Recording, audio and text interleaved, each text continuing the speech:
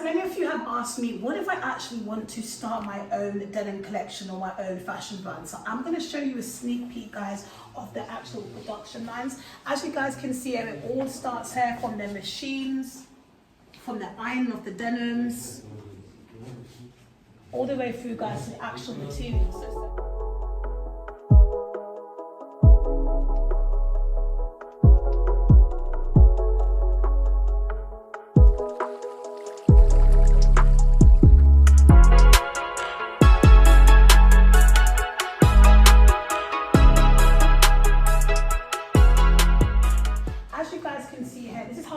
Basically starts here in Istanbul. So as you guys can see, it will kind of start from like the idea. So here's kind of like the idea of like your pants, kind of sketches, CAD designs, and then as you guys can see here, they're kind of starting to produce this right here.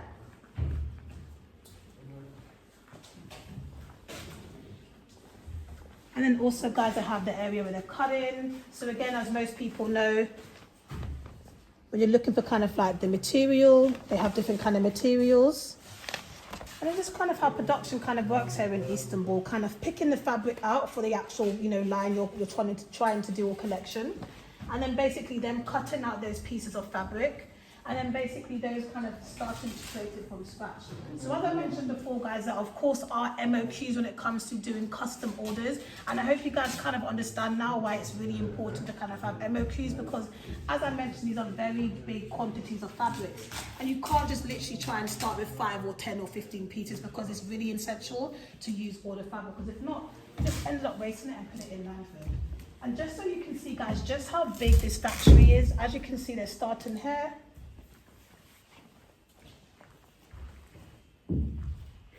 And if you are somebody, you know, as I mentioned before, wanting to start your own collection, they can do it too. Jsco also produces for some of the most well-known fashion brands. So you are in good hands, you are in good company. And what I love about them, guys, is that they have this very nice design, but they really focus, guys, on quality over everything. But more importantly, guys, they're super affordable. So again, as you saw upstairs, there may be pieces you like, maybe you want to customize it, they have all of that here for you. And that's just basically, guys, the production line, how it basically works here.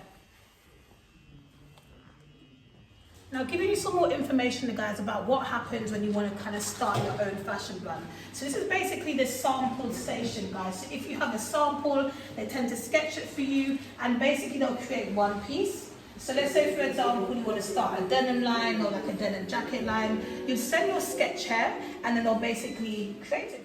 So as you guys can see, when it comes to manufacturing, it is a very, very long process. Oftentimes people will be like, oh, can I get like a collection done in a week? No, that's not how manufacturing works.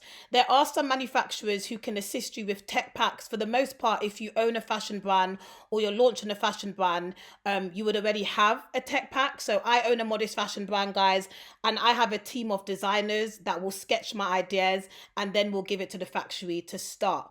But I know a lot of you guys have asked, what if I don't have a design team? Yes, some of the factories in Turkey will actually assist you in creating your tech packs.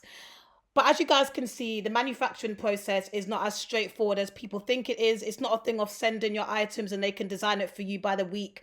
No, there's a lot of process that goes behind developing products and collections. Now, guys, so many of you want to know a bit more information kind of on how production works when it comes to denimwear, if you're menswear, and also about MOQ. So today, guys, I'm with Emma and also this amazing manager of Jsco who will give you more information about production and sourcing. Normalde o az önce gördüğümüz pastaldaki serilmiş mal dikildikten sonra bu hali alıyor. Örnek veriyorum, 36 beden bir ürün. Ham hali böyle.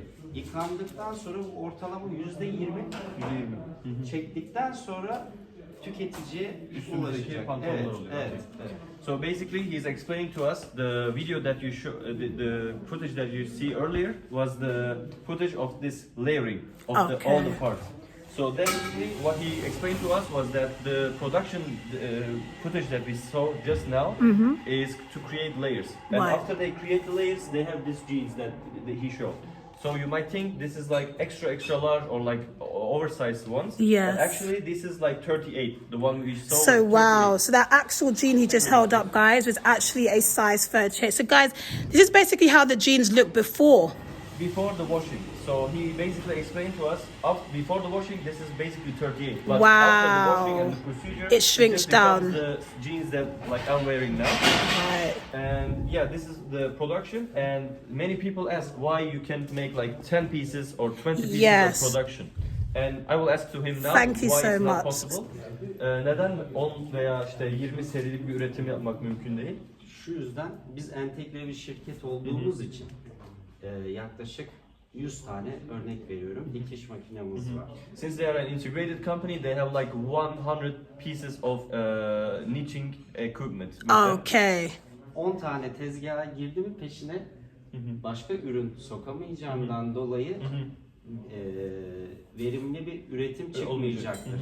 So basically, if you order 10 pieces of clothing, since they have like 100 of them, and when you put into the production line just 10 of them, since they already start producing the 10 pieces, they cannot put anything in between them. So you're basically, even with your 10 pieces, you're blocking the 90 other machines.